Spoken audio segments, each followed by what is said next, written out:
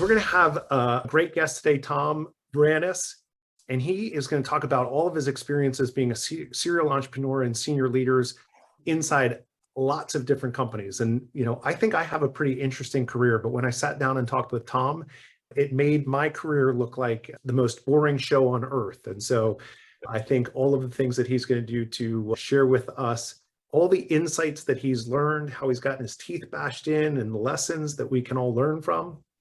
But I am super grateful that you're here. If this is the first time that you are coming to visit with us, Tom and I are just going to have a conversation. Usually it's about 30 to 45 minutes. I'd love for you to introduce yourself in the chat where you're tuning in from. And if you have questions along the way, just put them into the chat. And if you want to actually ask the question, we'd love to bring you on and allow you to do it personally, or I can ask it for you on your behalf. We keep it pretty informal here because what I find is leaders who are authentic and transparent and honest and build trust don't have to control the environment. They can be in really good places where they can be vulnerable. And, Kevin Bree, I don't know what he might say, but he'll usually say something pretty smart. So we'll give him a shot if he wants to go do it. It's a lot of pressure. He's got the pressure. He's a great guy. So one thing that I wanted to talk about, personally is in the vein of transparency. Last week, we did not do a live show for the first time since February, and that was my call. I was feeling a bit burned out between summer travel, my wife's travel schedule, and we just moved into a new house 60 days ago, so getting settled. And so sometimes as senior leaders, we make decisions to continue to push forward when it isn't the right thing to do. The right thing to do is to stop, pump the brakes, and take a break and give ourselves that grace and guidance to go forward.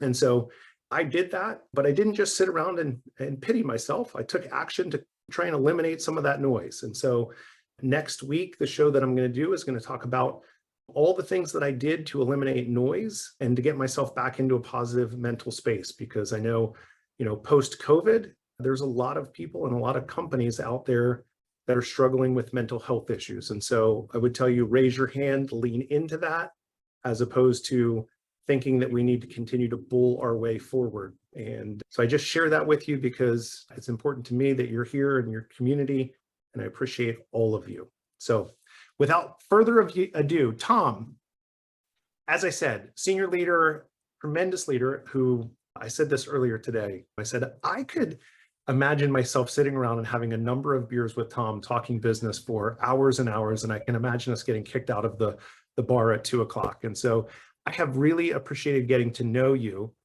One of the things that I thought was really interesting was your whole concept of, as organizations unfold and we look at the visionary leader, the thing that you think is the most important first step for a company to be able to catapult forward to be successful. What is that? Yeah, it's well, first of all, Jerry, thank you so much. And I think we would probably have more than a few beers and get a lot of good conversation, and most of it will probably not be around business. And that's the fun about it. I think we weave in and out of a whole bunch of different topics. And thanks for everyone for coming on. I'm excited to have this conversation. The idea of the co-captain, I think you were the one that helped me get to that actual naming, and thinking about a high growth organization at any point in the stage, startup, the first couple of years success, is thinking about the founder, the innovator, the one that's pushing the company forward, having someone else by their side, and making sure that as this thing's unfolding, that there is someone as a co-captain on the ship, and that person's role is to support that leader almost to a place that is part of the leader's psyche in every single part of what they're doing. The right hand, the chief of staff, the co-founder, whatever that is, there's a good yin and yang that exists for entrepreneurs, CEOs, that needs not only someone that's pushing the envelope, that's innovating, that's moving quick, but there's that other person that's with them who's making sure that the details are being thought through, that when you have a staff that they're not getting run over by this fast moving bullet train. And again, you call it the co-captain, you call it the co-founder, accountability coach, whatever it is, there's a million different ways that relationship happens, but it's really someone that's going to be by that person's side through thick and thin, that you could go 9 rounds and have, really, really engaging and sometimes contentious conversations, crucial conversations. And at the end of the day, you're both in it for the right reason. And so you kind of pack that up, you go have a beer, you go watch a sports game together, and you have that trust that whatever comes, right, you're in this together. And I think that is by far what I've seen time and time again in 20 plus years, is that it's that dichotomy of visionary, fast moving, and then the right hand man or woman to be able to make sure that everything is happening in the background. I think you're right. That's my experience too. And when you look at the research between, the success of companies, and it's almost always that partners, and it doesn't necessarily have to be equity partners, but partners succeed more often than people who go it alone. And, I think the old saying of, if you want to go fast, go alone. If you want to go far, go together. And I think that's a key piece. I always point back to my earliest mentor, Jerry Kellert, and he said, Jerry, you're the guy that's kind of like following the elephant and picks up the poop behind everyone, right? And that was my role in the earliest startup, and that was my role. And so I embraced it. And I think, you have to be in that mindset of service. And, the other thing that we shared, and I've spoken about him before on the show, is, the COO that I had at the construction company. And, Zach Mitchell completely transformed the ability for us to go further and faster, not only just doing the next thing, but doing the right next thing, being thoughtful about it, and being the other adult in the room was super helpful. And so I think you're on to that. Tom, what's your favorite place to be? Because I know you've been, part of the founder side of it and kind of the second in command. I know you're currently in the kind of chief of staff, people, innovation, kind of inside your current company. That's a tough one. I love all my children equally, right? It's it really I couldn't tell the difference between the two. I mean, I could, but both of them, all of those types of roles, if it's starting a company from scratch, acquiring a company and growing it, or coming into an existing company to help bolster growth and contain growth a bit, they all have their own challenges. One of the things that I always say, and I've done some coaching over the years, typically startup founders, is knowing what you're getting into, right? And making sure that you are fully ready, whatever those things are. If you're starting a company, buying a company, helping a company grow, knowing what those challenges are, and that you're ready physically, emotionally, spiritually, that your family is ready for all those things, because they're all going to present different opportunities, right? As a founder of a company that's going from zero, there's going to be a lot of heartache and headache. That roller coaster is going to be huge, versus, acquiring a company where you're going to be going in there and you think everything's great. And then the next day you open up the door and realize that's where all the bodies are buried. And then you're questioning, why did I invest in this thing, right? And then, if you're coming into a growth company, which is the current example that I'm in right now, you're walking into something that's already baked. And so you can't have the nimbleness of turning something around. You've got to work within the existing confines, which again is sometimes good, sometimes it's a challenge, but it's recognizing, as I'm stepping into this, am I ready for this? Personally, I know I've done the founding from zero. Could I do it again? Sure. Can I do it again now? No, right? I need a whole lot of space, a whole lot of time, and a whole lot of energy to build up, to take that, because it is such an energy suck on a daily basis, 7 days a week, 365 days a year. I mean, yeah, my current role is 6.5 days and 362 days a year, so it's not that much, but it's a different perspective.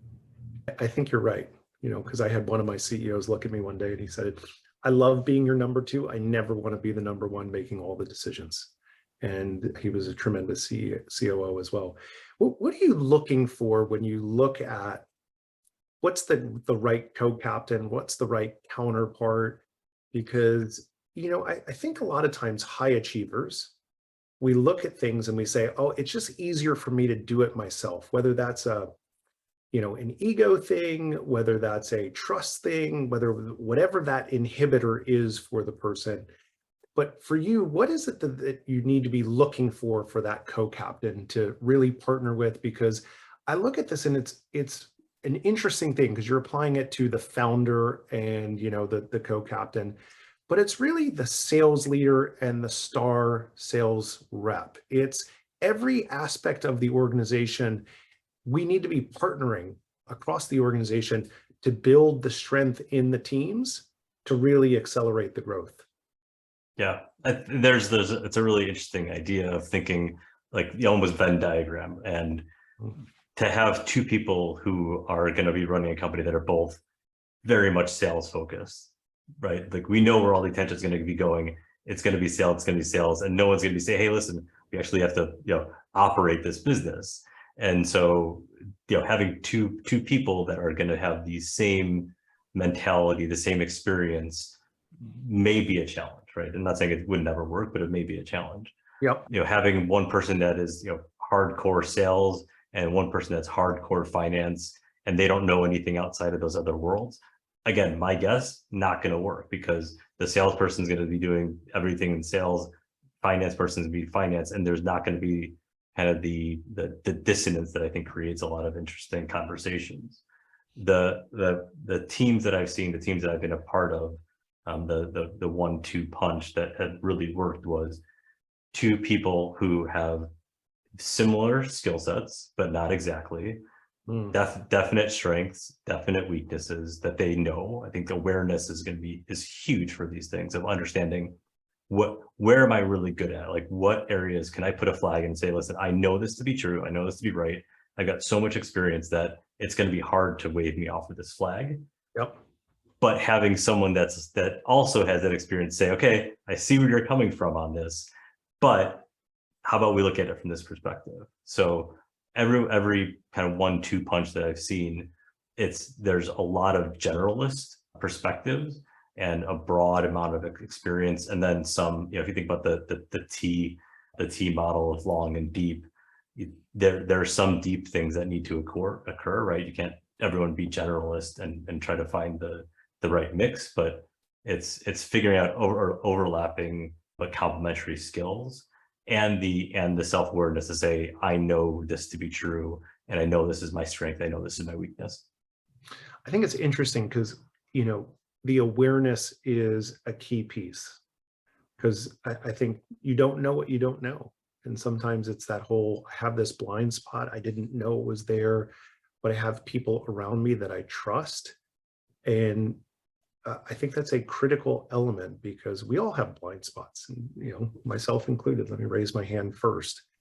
The other piece that I think is really important is the values alignment, right? The foundational element, as I call in the business acceleration model, you have to get your vision, your values, and your resources, in alignment first before you can actually accelerate the growth. And so taking the time to figure those pieces out, do you think that has to be explicit when you're partnering, in that co-captain relationship, or is that something that just evolves over time?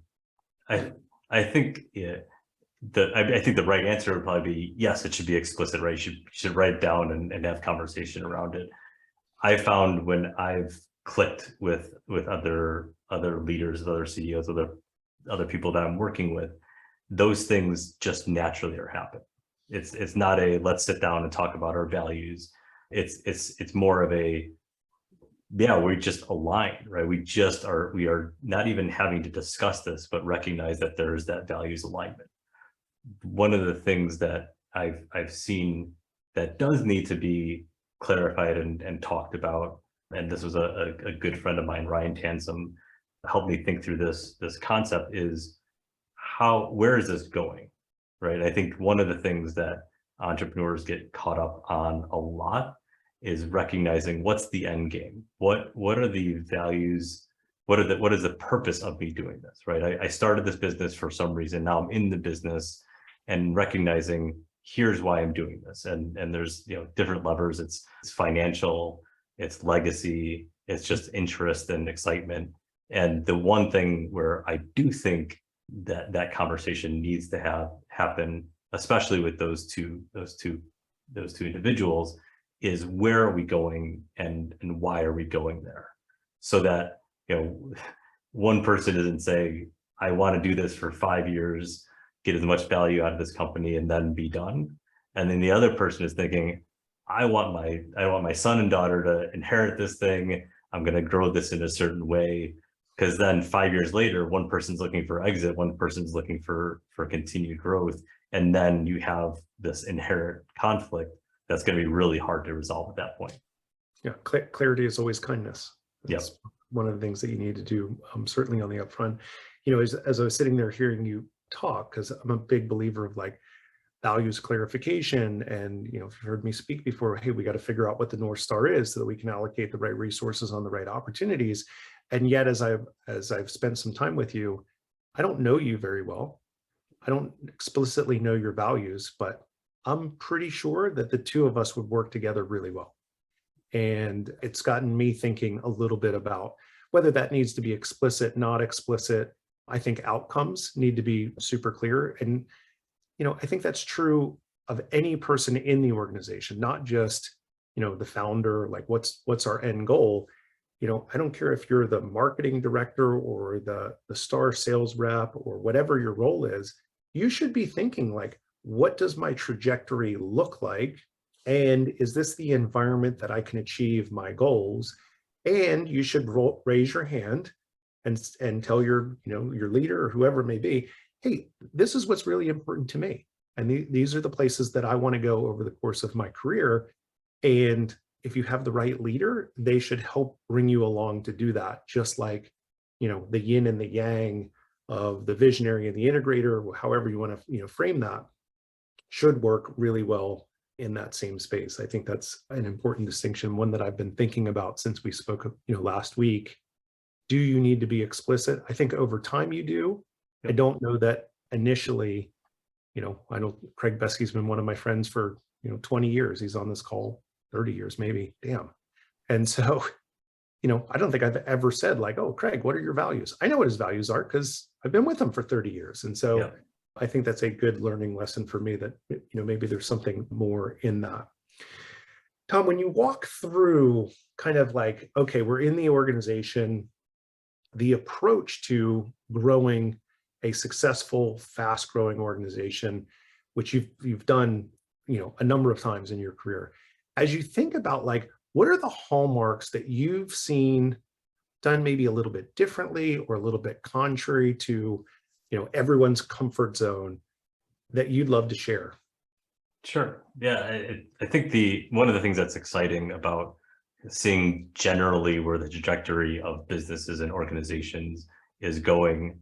There's a really great book, Reinventing Organizations by Frederick Laloux. It's got a kind of color coding scheme of the authoritative state of an organization.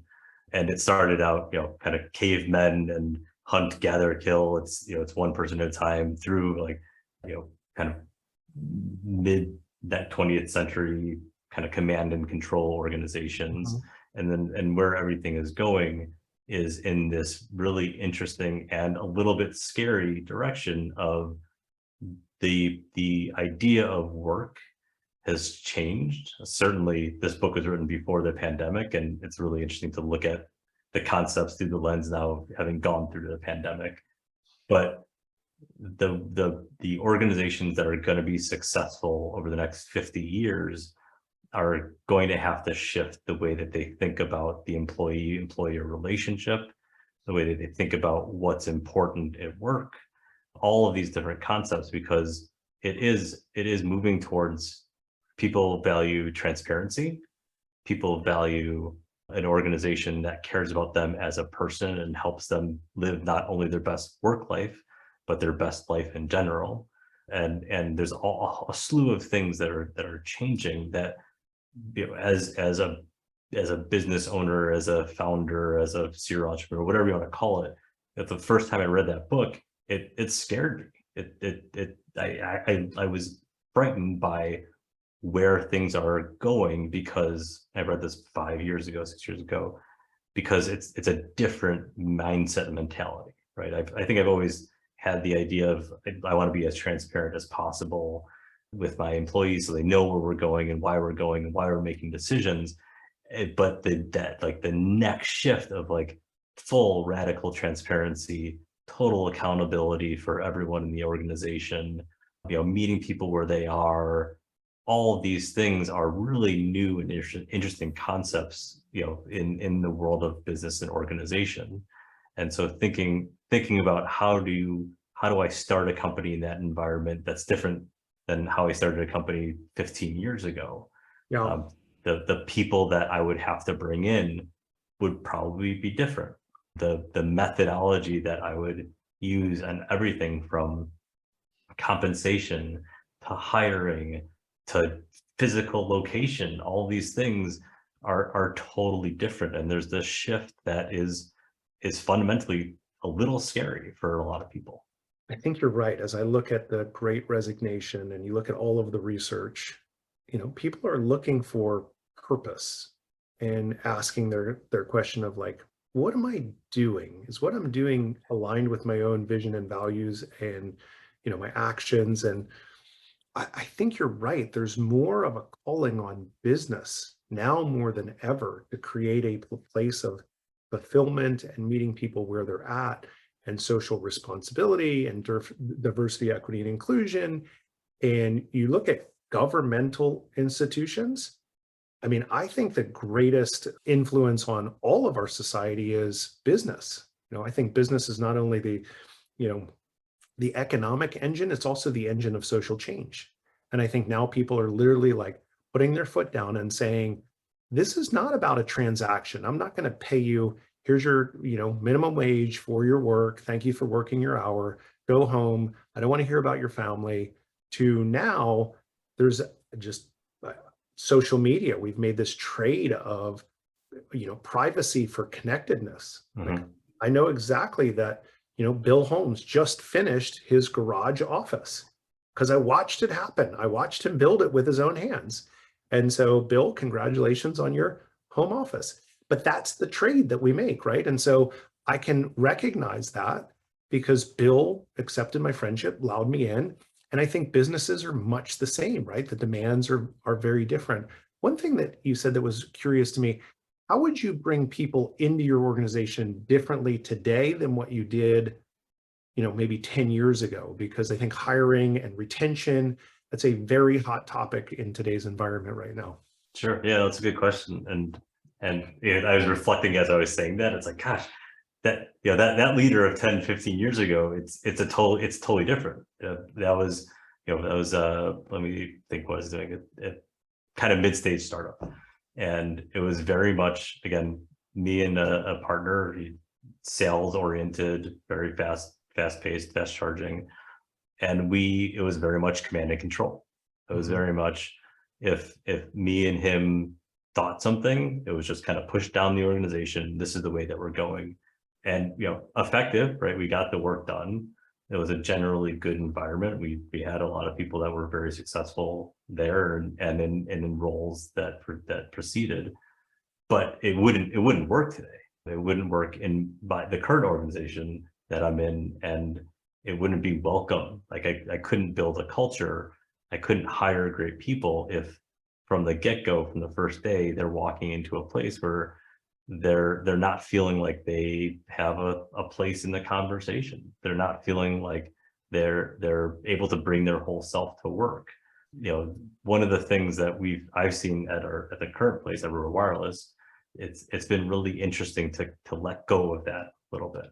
And as a leader, it's a little bit scary when you're just gonna say, okay, I'm gonna let go, and instead of me kind of bringing people along and kind of like, let me lead from the back and let the organization say where they want to go. And my role as a leader then becomes to support the organization. a quick example on this one.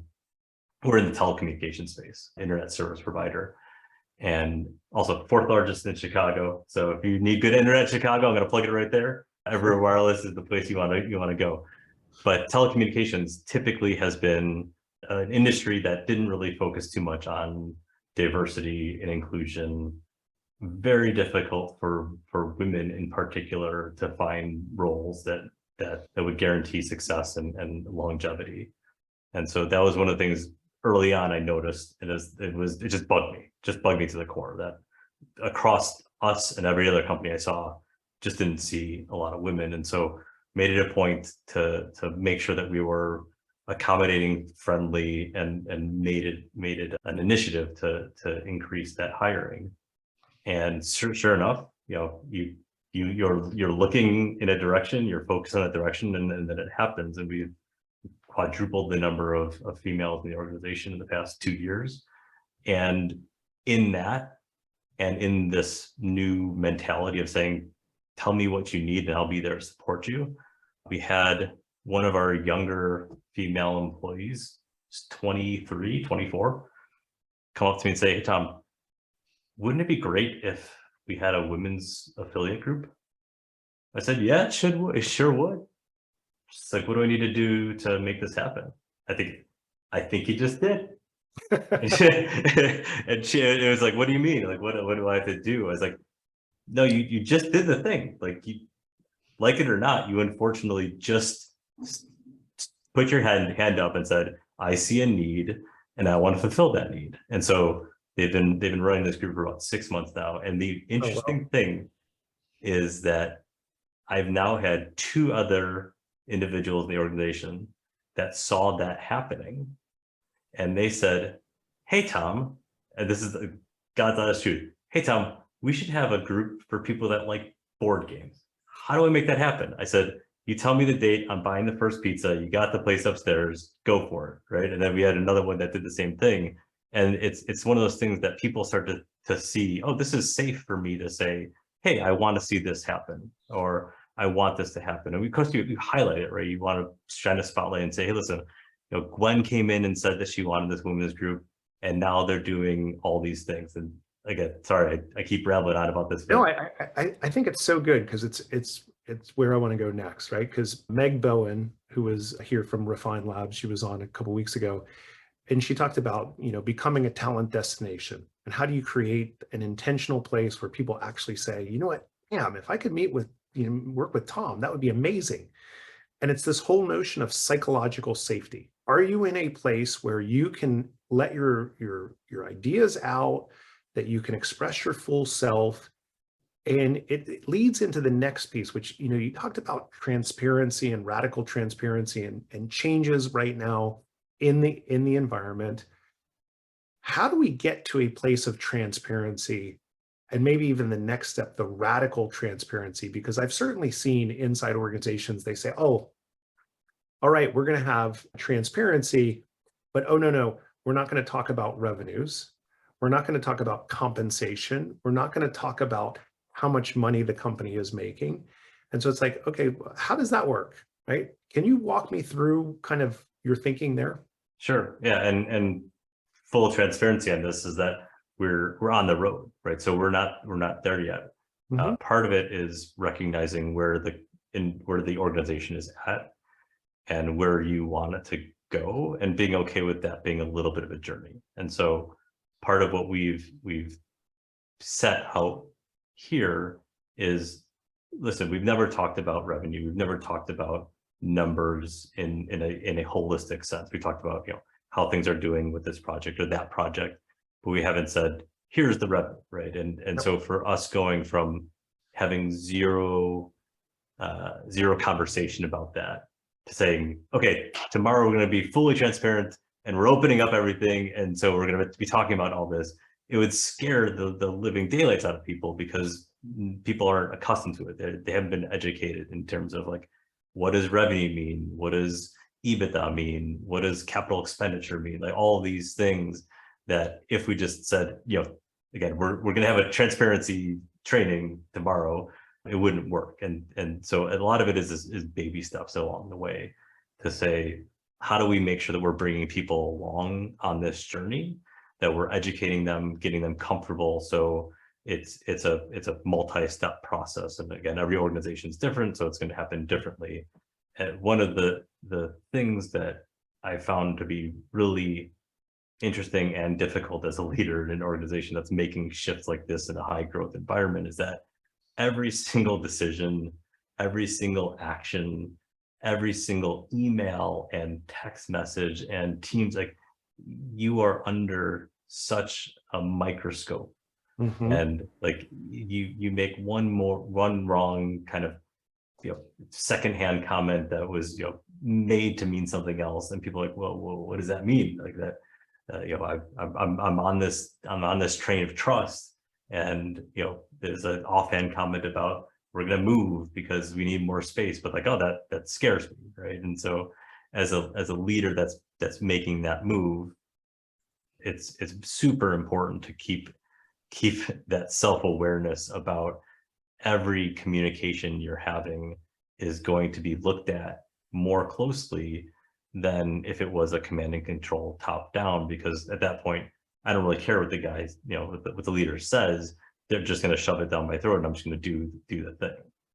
And I think it's, the change is power over versus power with, right? I've been able to run a number of companies. I didn't actually do any of the work. All my people did all the work. Yeah. Right? I got to sit in the air conditioning. It was great. But, the key piece there is the trust piece, right? Because I think what holds people back from being transparent, and it's, maybe a virtuous, TikTok back and forth, which is you need trust inside the organization to be able to do that. And so any tips or ideas of like things that you've seen that people have done to be able to create trust in an organization? Yeah, this is one of the hardest things, is especially coming into an organization versus starting up a company. When we talk about the differences, is that when you are making a shift to build trust, again, thinking about that microscope of every single thing is going to be analyzed of, did this build my trust or did this break my trust? And we're talking small things. Like we're going to have a happy hour and there's going to be burgers and pizza and beer, and I only get burgers and pizza, and people are like, I thought there was going to be beer, right? And it seems like it's not a big deal, but when you're walking that tightrope, it's so critically important. One of the things that goes along with this is kind of leadership accountability first, and publicly, making sure that you are making good on the promises. And one of the things that we've done now the past 2 years, end of the year, we do a survey, and it's very broad. What are the things that we could do as a leadership team, as a company together, to make this a great place to work, right? No real prompts, no real guiding things, not a rank this 1 to 10. You tell me what you would want for this to be a great place to work. All right, we tabulate that, analyze it, and every year, again, past 2 years, we come up with a list of the top 10 to 15 things. Here's what we're hearing from you.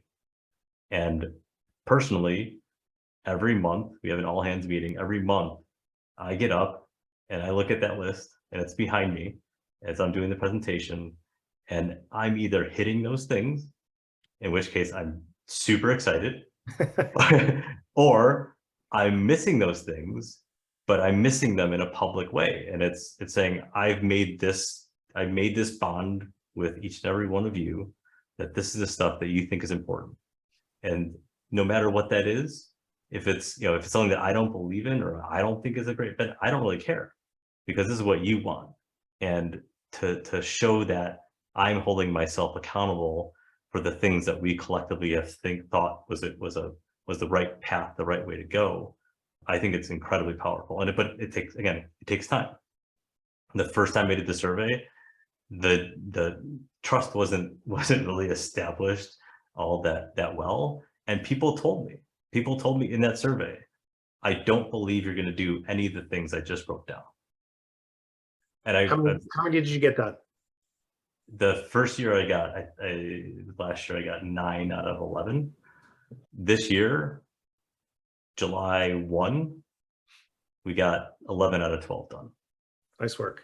The one that we didn't get done was because there's been supply chain issues, and so we're figuring that out. But last month, one of the things that we thought was done, and is a benefit that we thought was we were going to be implementing, it came back, and it wasn't done because there were some legal contractual things that we didn't like about the provider. And so literally yesterday, we had an all hands meeting, and I had to get up and say, hey, listen, this didn't happen, and this is why it didn't happen. I'm going to make this happen hopefully by the end of the year, but we had a setback, and here are the reasons we had the setback. And this is me coming to you, being fully honest and saying, hey, listen, I thought this was done. I was excited about this being done, and it's not done. Here's the reason why, and here's what we're going to make this a difference. And that issue 2 years ago, or a different organization, I guarantee you there would have been huge amounts of anger, huge amounts of disappointment. And essentially what I heard yesterday was like, okay, let's keep on going. Let's keep making that effort, and we're fine. I think it's so interesting because as I'm hearing you and the environment that you're creating, which is let's create transparency. We're going to talk about it. It's aspirational because it's not fully implemented, which requires trust, which requires people being authentic in their own self and honest, right? There's like a quadrangle somewhere in that. And Kim Bach, who's an amazing leader, and we were talking about this earlier today, just this whole notion about like, if you get this right, how all of these things come together, and I'm listening to you and I'm hearing employees who feel empowered to come with an idea, to feel safe enough to come with an idea, to be able to give the runway because there's trust in that. And how, as a leader, I'll tell you what, it's super comforting to me to know that I don't have to think about everything. I don't have to come up with every idea, that you are empowering people to give them permission to say, yes, there's absolutely things that you're going to see that I'm not going to see because you're at the front lines. Yes, there's lots of runways for us to collaborate on all of those things. And so I think like that's the output of all the things that you're talking about, and why I'm so intrigued by it. Because as I'm looking across the board and I'm thinking about organizations that I know, and a number of them that I don't know, like I know all of us have been disappointed by leaders, or quite honestly, maybe I have disappointed my people from time to time. And when you don't acknowledge it, when you don't apologize, and when you don't act, when there's that misstep, you break that trust. Yep. And that to me is the piece where you have to be really diligent, really humble, put your ego aside, to be in an organization, to create it to be a place that's super compelling, where people fired up to be there. What are the things where you've seen people just have those missteps where they broke the trust, and didn't, I don't know, weren't as authentic to stand up and raise their hand and say, you know what, I missed the mark here. I thought this was going to be done and didn't get done. Yeah. I mean, I think I don't mean to take this out of the business realm, but I think if you look at the current state of our government right here in the States, I would say that party wise doesn't really matter.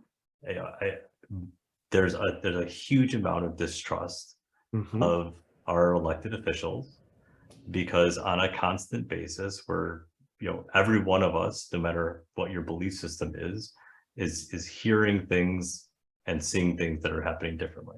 And the amount of accountability that exists in those governmental leaders, it has just eroded over time and over time and over time, to the point where everyone is choosing a side now, which is a whole other story and a whole other topic.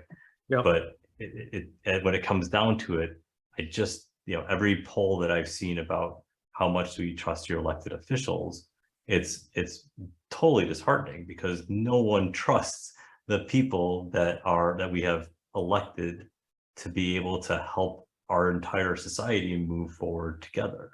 like how we move forward, the mechanisms, right? That's where different belief systems come in. But the general idea is that we have people that we have elected that we want to hold accountable, that we want to be trustworthy with us, that should treat us all with accountability, with transparency, are just not doing that, and that is overflowing all over the place.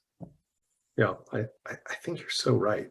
Right. I mean, at the core of this is like this transparency, this ability to, I don't know, to be humble. And I think coming back to it, relinquishing control. I think most people have a really hard time, especially leaders earlier in their career, because they're supposed to have all the right answers and they've been rewarded because they've done great work. So they're used to doing the doing and not being able to say, I'm not sure, or I don't know. Because you've done this, or you're in the middle of doing this, you've done it 100 times before in other spaces in your career. Well, how are you able to do that, relinquishing control? Because I think that's a scary thing for most people, like, oh shit, it's going to go wrong unless I'm involved in it. Yeah, if I could say one thing that is my biggest struggle in my professional career, it's exactly that. You hit it on the head. Part of it is having people within the organization that you trust that'll say, hey, Tom, you got to let go, right? Mhm. And I think there's some explicit conversations that need to happen with those people, that you say, listen, if I'm stepping in other lanes, if I'm doing too much or trying to control the whole thing, I need you, not I want you, I need you to tell me to stop, right? Mm. I need you to pull me in a room, slap me upside the head, and I give you full permission to do this. I need you to tell me, get out of the way, right? Let go and do that again. So whether or not that's the co-captain, captain Mhm. relationship, or just trusted individuals in the organization, the ability for someone to check you, because it's going to be hard for any leader, for any entrepreneur, for any C-level executive to let go. And so having those folks within the organization, super helpful. The other side of it is having the support network outside of the organization, where you have really candid, honest conversations with people about what's going on, where your head's at. That reflection, again, that happens a lot with executive coaches. But for example, Meg Newhouse, who introduced us to each other, she's a thought partner for me in a lot of things I'm doing. We check in regularly. We'll go out and have a meal together and kind of share what's going on in each other's world. I know that when I need that check and I can't have it in the organization for whatever reason, Yep. I've got Meg, I've got Ryan, I've got Josh, I've got Keegan, I've got these people that I could turn to and say, hey, listen, I need to gut check this. Am I too deep in the weeds here? Am I not letting go? Or is this, sometimes is this the right amount of control that I need to have over the situation to make sure that we get to the next level? Yeah, and I think it's super important, right? And by the way, if you guys haven't seen Meg Newhouse's episode about creating a remote work environment, it's brilliant. It was one of my favorite episodes. I encourage you guys to take a listen to it. But as you work through that, like, have you found that balance of like abdicating control and power and like, oh, just go for it, and the right autonomy to go along with it? What any feedback there? I think it's putting the structures in place that will work for you to be able to let go of control. Yeah, I am highly detailed, process driven to a fault at times, and I know that I could let go if I know that there are certain guardrails and certain check-in points and certain places where I could see what's going on. Again, provide some value in asking questions, providing guidance, providing some history on things. And so it's thinking of the structure, the tools you have to put in place so that you can do that work. For me and for our organization right now, we use Asana, which is a task management tool. And it Mhm. allows me, if I want to see how a project's going, I don't have to tap on a shoulder. I don't have to say, let's go have a status update. I could kind of, at 1 o'clock in the morning when I'm worried about the status of this thing, I could just go and realize, okay, that looks like that's on track. I think everything's fine. And then, accessibility and openness. If my team knows that, again, for me, like it or not, my door is always open. If they're going to text me or email me something, they'll get a response in 5 to 10 minutes unless I'm busy, to have them voice their opinions and to ask for feedback. But again, it's really understanding the right mechanisms to put whatever systems in place you need so that you can feel comfortable and say, you know what, they've got it. And when I need to be involved, I'll be involved. I love that you mentioned Asana. I'm a big believer in platforms, whether it's Asana or Trello or Rike, I don't care, Smart Sheets. I have clients that are on all of them. The important thing is that you're on it because now it's transparent, it's scalable, and it creates information across the organization, which is accountability. And so, I always say wait is the big 4-letter word in business. You should never have to wait for anything because the world passes you by. And so I love that piece. If any of you are managing projects, which as a leader, that's what we do. We manage projects and resources to build, results for the organization. You need to get yourself into a place where you're using a project management tool. I demand it from the companies that I work with because it's that critical, to your business. Matt Kleinrock, who's always great for at least one question. Matt, do you want to come online and ask this one, or do you want to let me do it? I think you can handle it, Jerry. I think you know what I'm asking. All right, you got it. So Matt, runs a trade show exhibit booth company out of Orlando, and they do business all over the country. And so his question is, would love to revisit the idea of open finances and transparency inside of an organization. Matt, is there a specific question or like how? So this has come up more and more, just hearing in my network, in my industry, right? In the event marketing, event services world. I know some leaders that are actively doing this inside of their organization. Also just from, just different listenings, I'm hearing that more people are doing this. I have started having discussions, with my director level team and kind of saying, hey, how can we open up the finances some way to everybody in the group? And probably the best way that I heard it described was you sat down your entire company and said, hey, for $100, how much money do you think the company profits? They say literally 5% of the people can answer the question properly. So the financial literacy, I think, is amazing for getting people on the train, and then also setting goals and tying those financially to everybody sounds great. But I'm also, as Jerry knows, a super realist and a little pessimistic at times. And I see a lot of disaster. You start opening up that floodgate and answering those questions. So I was just kind of curious, has anybody seen this, involved in it, watching it happen, or maybe planning to do it, how to do it?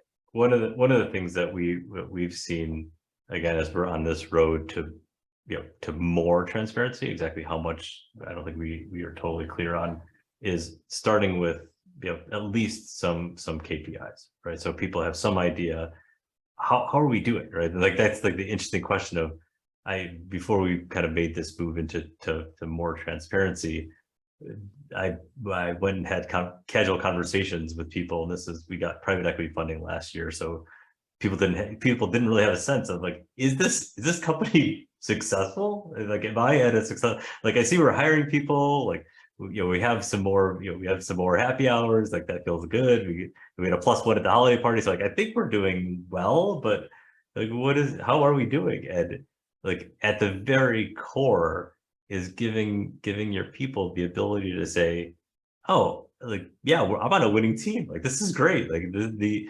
either in flat terms of saying, here's the revenue and that's good and it's going up by the percentage that we want it to go up, or here are the goals, which is where we're at right now, is here are the certain key goals. We have 3 goals that kind of pull everyone together. And so we're measuring those goals against expected benchmarks.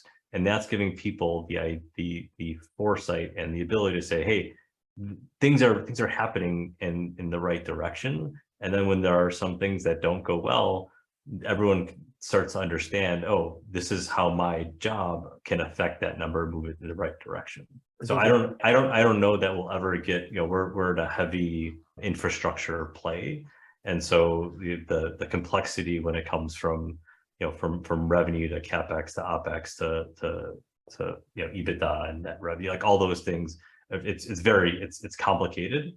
And so I don't know that we'll ever give, full top line and bottom line numbers, but certainly we're going to give people an indication to say, here's how things are going. Here's how you could help affect those results. Matt, one of the things that I did when I was running the construction business was, part of our day one experience was to bring people in, and I took them through our actual profit and loss sheet out of QuickBooks, and I blanked all the numbers out, but I just gave them all the categories of what it takes to run a business. And I would say, okay, so when we get a purchase order from a customer, that's in this line, that's the revenue side, and took them through all of the, gross margin. Okay, now we're sending out purchase orders to have people complete this work.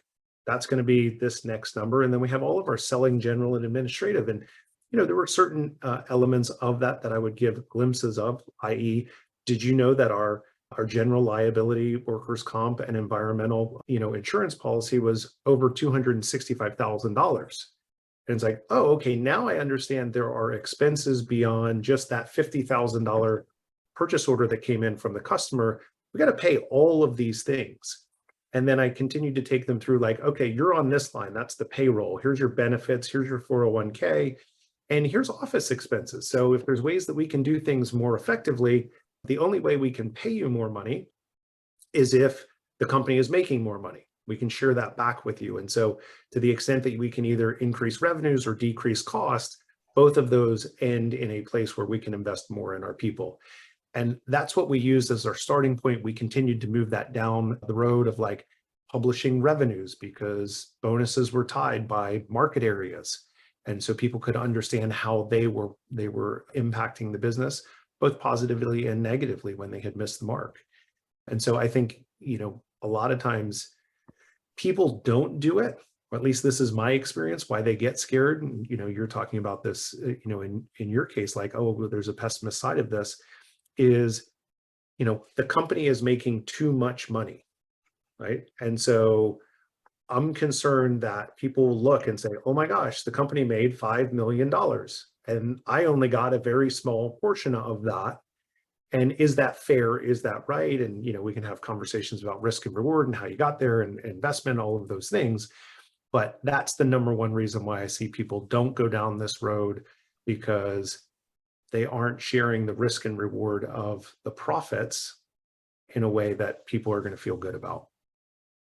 Well, I like what you said, Jerry, about the financial literacy part. I think that's huge because people in general don't know. Like I have some really talented people who just have never had to be involved, right? But it would think it's great. And then Tom, what you said sort of about having these numbers tie back to what people do so they understand the impact.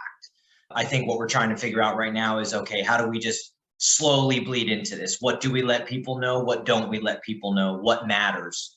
But I mean, I know some companies that are full bore. I mean, they got their financials to a degree out there, obviously not salaries and things of that nature. And it seems to be effective. So it's interesting. Well, I think it's really hard when you come back to like transparency and trust and honesty. It's like, yeah, come along for this journey and, you're going to be fairly rewarded along the way. And it's like, oh, wait a second. Well, how does that work? Because I don't really know, I'm promised this big bonus at the end of the year, but I'm not exactly sure how we're going to get there and whether I'm doing the right things to help in doing that. And so I think we have to create that clarity for our people for sure. I think the other piece of this, Matt, to your point of like financial literacy, I had an HVAC or head HVAC guy come in and he's like, Jerry, I love working here, but I just got an offer for, $23 an hour. And, I'm at whatever he was at, $19 or $20 with us. Well, by the time I went to the whiteboard and whiteboarded out his 401k, we gave 2 weeks paid time off. I mean, just all of the investments that we made, like he was making $28 an hour and didn't even know it. And shame on us, because I did actually rally the company and walk people through their compensation of like, all the things that we did because we paid 100% of people's healthcare costs, right? I mean, there were a lot of things that we did for people that weren't necessarily directly, showing up in their paycheck, but, when he's 65 and goes to retire, I know he's going to have a 401k that's been, growing for 40 years. And I know I can feel really good about that. Financial literacy is an important piece. I think, Mike Hines had a question. Mike, do you want to come on? Or you want me to just paraphrase it for you?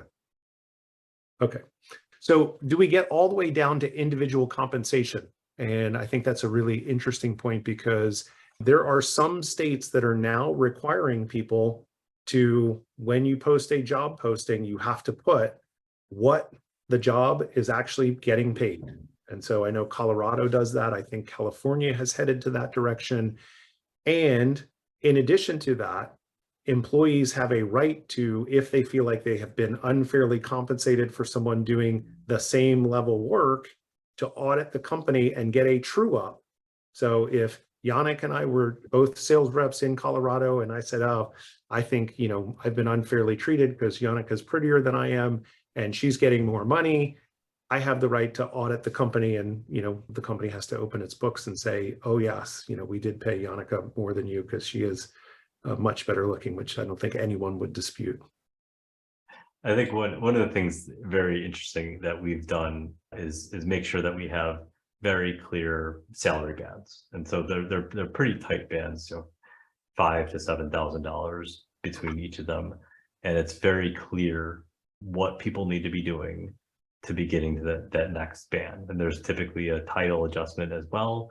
And these are call center teams, construction teams, field tech teams, the larger teams that we put into bands. And it's clear, like you're at where you're at because this is the skill set that you currently have.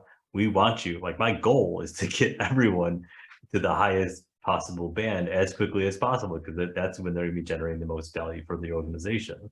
So it's like this idea of, when I'm thinking about the transparency that we're putting in place, every one of our teams has these bands, these ranges, and the very clear definition of what exists in that range and how you move up. And so if someone's not getting that next $1 or $2, I have a pretty clear indication to say, listen, you got to do these two things. When you do these two things, we're done. It's not even a conversation. I don't even want to have a conversation about you. It's just going to happen. And so, like, when you think about teams, I think that the band strategy works really well. I had a young lady come in to my office yesterday. You want to talk about comp? We just did performance reviews and comp evaluations, and and this happens 10 times a year, where someone comes in with the salary.com printouts and the glassdoor.com printouts, and I should be making this, and I look at the right side is $450,000, the left side is $23,000. Like, this is total ludicrousy. And so the conversation was, I'm feeling like I'm underpaid, right? And I've got these stats and these things. And the thing that I told her was two things. And again, this is a radically honest conversation. It's a little tough because I thoroughly want this person to be happy. But the first one was saying, let's not look at these bands. Let's pretend like you are looking for another job. Don't do it, please, because I want you to be here. And she, we laughed about it. And find the roles that have your skill sets in Chicago that have posted salaries. And that's how I will make that we'll have the conversation around those things, because then I could point and say, here's exactly where you are. And you know what? If I'm wrong, then we'll have the conversation. And the funny side was, well, what if I'm wrong the other way, right? What if I'm overpaying you? Are we gonna have that conversation too? But no, we're not gonna have that conversation. But something tells me she'd never come back. No, I don't think that was gonna. I don't think it was gonna happen. The other side of that conversation was saying, how do I not have a $2,000 to $3,000 raise conversation? How do I get you to a $10,000, $20,000, $30,000 life-changing salary and compensation? That's the interesting thing for me, right? I don't want to be doing these small adjustments for you. Let's talk about what the next 3 years look like and get you out of this role into a different role at a higher level of experience with more responsibility, because then I'm gonna compensate you for that. And again, it's this the role of the leader is not to try to get someone a couple of $1,000s more. The role, I think, of a true leader is to say, how do I get you to the highest place of your happiness, get you in the role that you really want to be doing, and support you along the way. And by the way, if this role doesn't exist here, and this is, I think, the key part, because you started almost crying at this point.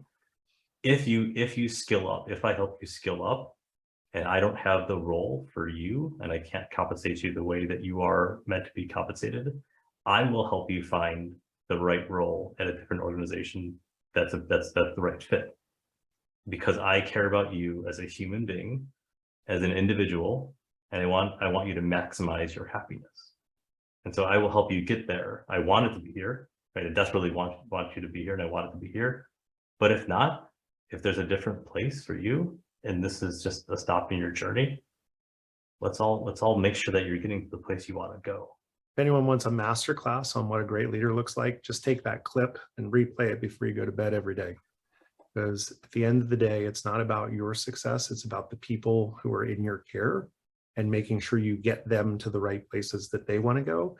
Because as I've always said, my first value is love your people and treat them as whole people. When you do that, everything just falls into place in the universe. And I just believe that with everything. And so, Tom, we're going to end it on that one. That's like a mic drop right there, because that was brilliant. The one thing that I will mention, as Bill put it in the chat, but I want to say it out loud, because his company, Seal Shield, Brad Whitchurch, who's the CEO, multiple companies, best places to work, fastest growing company again last year. They use ownership thinking by Brad Ham. And so everyone in the company has ownership inside the company. There is a vested interest. They have radical transparency. They go through their financials every month. And so I would tell you, if that's something that you want to do inside of your company, that is a path for you to at least consider, because it is definitely a different way of thinking. Like, man, I wish everyone cared as much as I did. I know people inside that organization care because, well, they get bigger paychecks if the company does really, really well. And so you have total alignment there. Tom, thank you for being a brilliant guest. You were absolutely incredible. And I look forward to talking with you more, which I'm going to do offline. I'm going to schedule more time with you. But everyone else, thank you so much for showing up. Next week, I'm going to talk about how I went through some overwhelm and what I did to come out on the other side feeling really good this week. And so I hope you'll join me for that as well. The other thing to mention is I'm working on the next iteration of the leadership gap, which is a leadership training. Bill Holmes has been through it. I don't know if anyone else on the call has been through it, but it's really for senior leaders, making sure that we were showing up in a consciously intentional and predictable way so that our people know exactly what to expect of us and from us. And we unlock that next level of performance. So if you're interested, we'll be doing that September 12th.